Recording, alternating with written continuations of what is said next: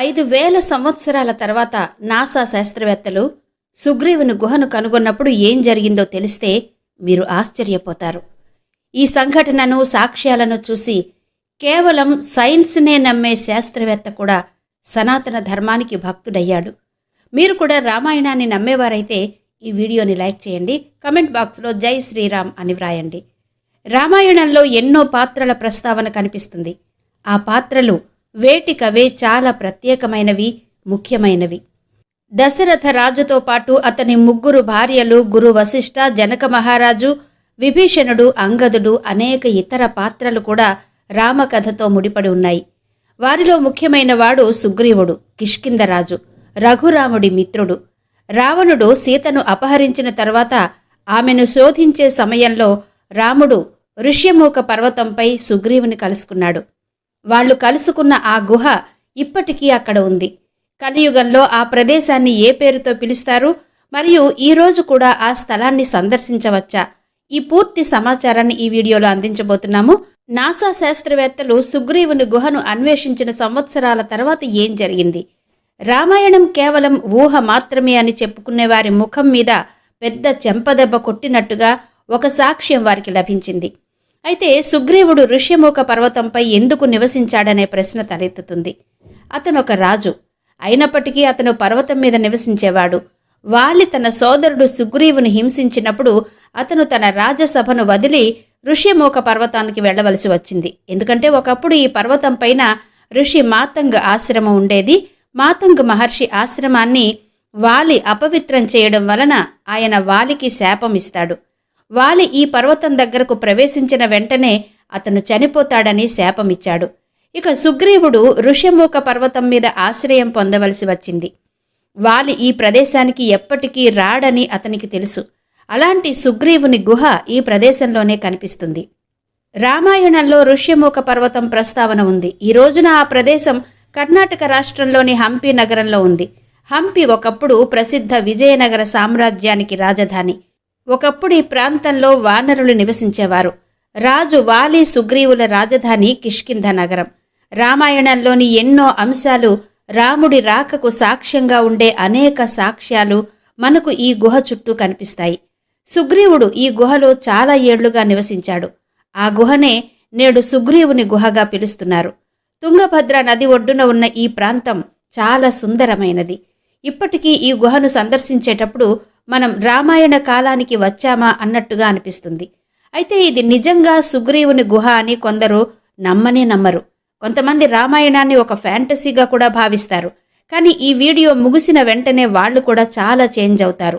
ఎందుకంటే ఒక నాసా శాస్త్రవేత్త ఈ గుహకు వచ్చినప్పుడు అతనికి గూస్ బంప్స్ వచ్చాయి. ఒకప్పుడు నాసాలో పనిచేసిన డేనియల్ జోసెఫ్ అనే విదేశీ శాస్త్రవేత్త భారత పర్యటనలో ఉండగా ఆ రోజు పవిత్రమైన దీపావళి పండుగ వచ్చింది. ఓ నగరంలో జరిగిన రామ్లీలా కార్యక్రమాన్ని చూశాడు.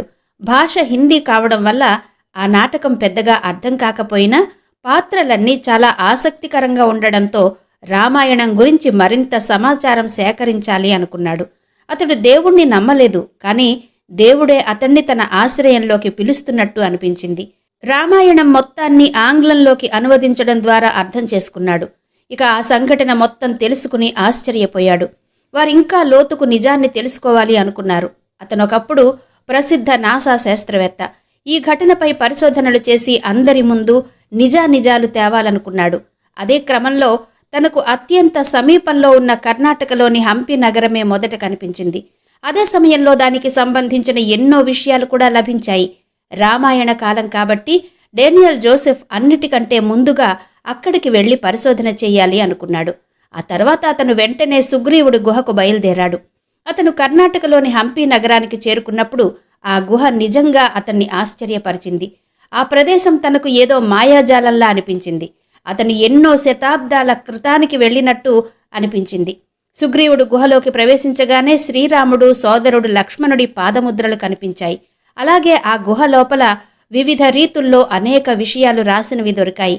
గుహలో కొంత భాగాన్ని ప్రభుత్వం ఎప్పుడో మూసివేసింది. ఎందుకంటే ఆ భాగంలో అనేక రహస్యాలు మరియు అద్భుతాలు ఉన్నాయని చెప్పింది. డేనియల్ ఒక శాస్త్రవేత్త.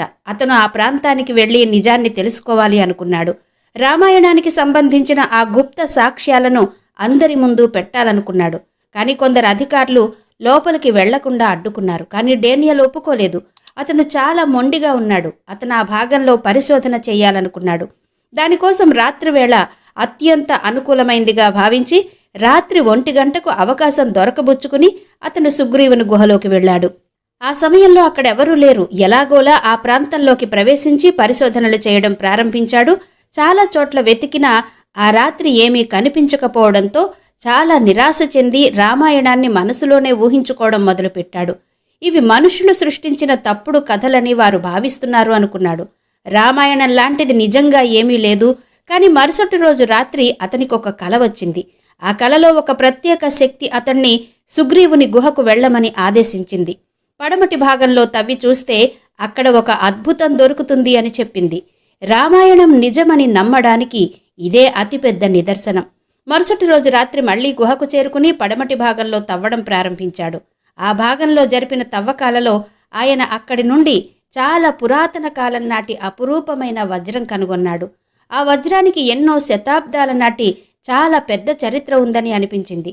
అదే సమయంలో అదనపు భాగంలో పరిశోధన చేస్తున్నప్పుడు వారు భూమిపై మరొక భారీ ప్రపంచాన్ని చూశారు. ఇది వాస్తవానికి హనుమాన్ మహారాజు పాదముద్రలుగా కనిపించాయి. డేనియల్ తనతో ఆ వజ్రాన్ని తీసుకొచ్చి దానిపై పరిశోధన చేయడం ప్రారంభించినప్పుడు షాకింగ్ ఫలితాలు వెలువడ్డాయి. ఆ పరిశోధనలో ఆ వజ్రం దాదాపు 6000 సంవత్సరాల నాటిదని తేలింది. ఇది రామాయణ కాలం నాటిది.